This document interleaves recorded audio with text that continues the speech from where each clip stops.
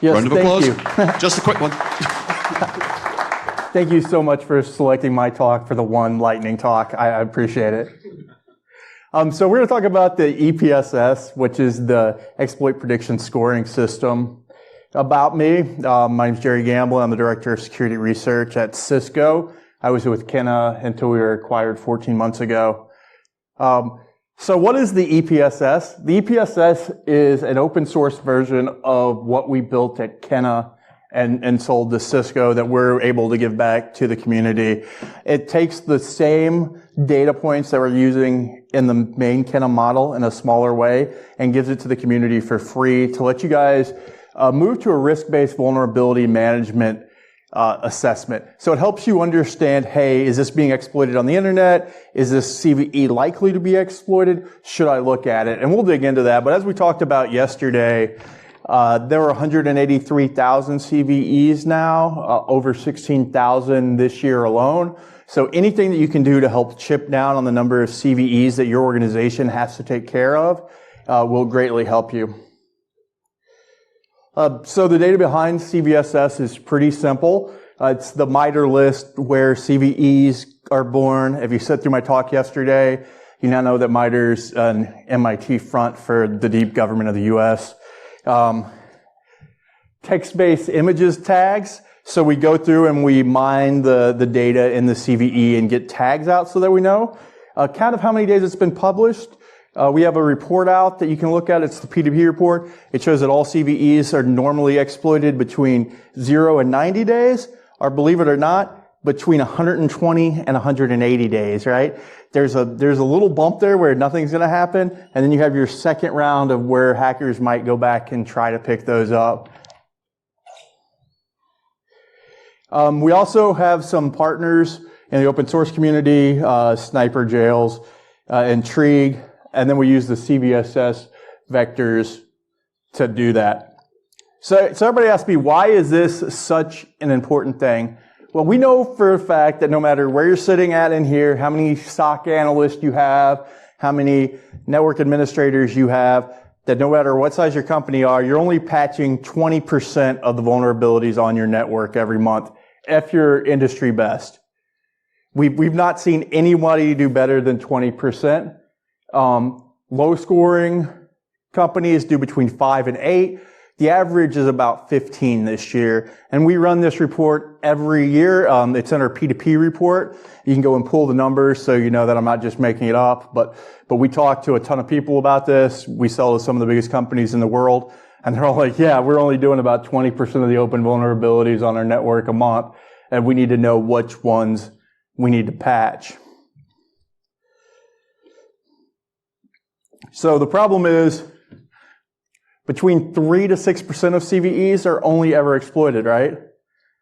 The rest of it is just noise. Do we have any? I haven't seen an RTLD talk here. I was hoping Mark would have hit some of the radio stuff in his robot talk, but he didn't. But signal to noise is always a big deal. And you're talking about a 97% noise to signal ratio when you're talking about your average CVE count. That's terrible, right? Most people can't handle that. So here's the EPSS. We're going to go through the measuring performance. If you've done 7+ on CVSS, which the government thinks is great, you're only covering, I think it's about 3% of all the vulnerabilities you need to. Let's see. Yep.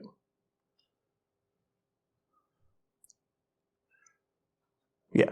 So the efficiency is everything that's in the blue that's not overlapped by the red is wasted effort by your SOC teams. How many of your SOC and patching team have that much time to be wasting efficiency to not be making progress on securing your network?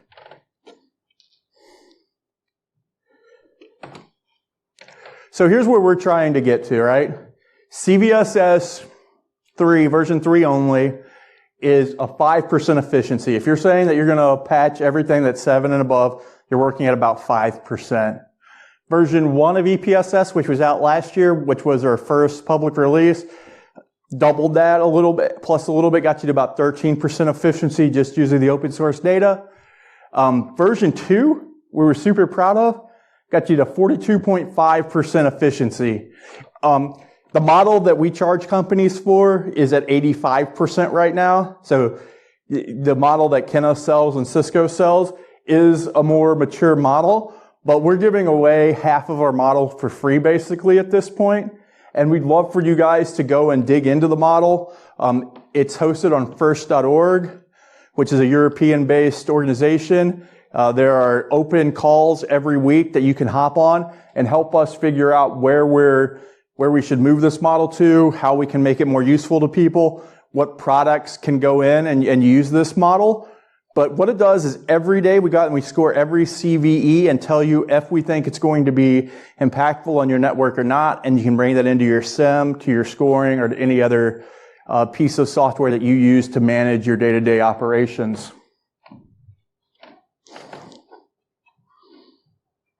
All right, so that is my 7-minute talk with 3 minutes for questions. I'm sure the next person will come up here and do a talk just like this, right? Yeah, let's, yeah. But if you go get yourself a coffee, yeah, sure. Okay. That's awesome. And yeah, we need to have a conversation after this, purely business level. Any questions? Can anybody spell CVSS? Yeah. Oh, God, you had to, no, questions are at that side now. All right, here we go. So when, so this is for CVEs basically, but Correct. if I was doing a pen test, how would I score it if it was EPSS? Would it be is there a similar kind of grading system there, or is it purely just for vulnerabilities found in? It's really just the vulnerabilities, but we talked to people about this, and there is a model that you can use, and the model is all in the paper, yeah. And a lot of it comes down to like those first couple slides says, what the vendor is, is it being exploited, is there anything in Metasploit, okay, right? I have a sort of follow-up that is not related at all. You mentioned orgs can only hit 10 to 20%. How many new per month are being identified? On average, this month there are 68 new vulnerabilities a day, so whatever 68. So it's they're not really making much headway. Yeah. There's zero headway being made, and to be honest, a lot of that, it would be a lot worse if it wasn't for Windows 10. Windows 10 is actually a great driver for organizations because of auto patching. It pulls their numbers way down. We ran the model without Windows 10, and it falls down to the best orgs patch about 7% of the stuff on their network. That's terrifying, isn't it? Any more really? Just while I'm up there, put the hand up. Yes. Thanks, Jerry. That was really interesting. From patching side, I love the idea of being more efficient. The numbers you got at 5% are somewhat terrifying. With this sort of model, if we try to use it, do you have any experience for coming up against sort of the usual policies or sort of outside compliance frameworks that say you must patch all the things all the time? Yes, and I've helped big companies. I've sat down with their auditors, and I'm said they're not doing this now. And they're saying, but that's what we want them to do. I'm like, would you rather them just keep lying to you, or do you rather them say, hey, we're moving to this, where we're at least going to patch what we know is vulnerable first, and then try to get to the rest? I've never in my lifetime told anyone not to patch everything. If I go into a business meeting, if my sales team calls me in and the SOC guy's like, we patch 100% of everything, I'm like, amazing, let me go buy you dinner because you are doing what everyone else wants to do.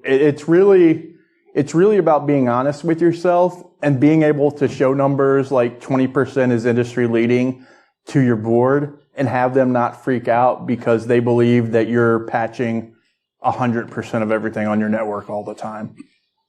Any more questions? Awesome. That was terrifying and amazing all at the same time. Right. But please go to first.org/EPSS. This is an open source project. Anybody who has any interest in vulnerability management or computer science or like machine learning, we'd love for you to join the SIG, the special interest group that helps building the next model and to help use it in any product or process that you guys want. Okay, round of applause for Jerry.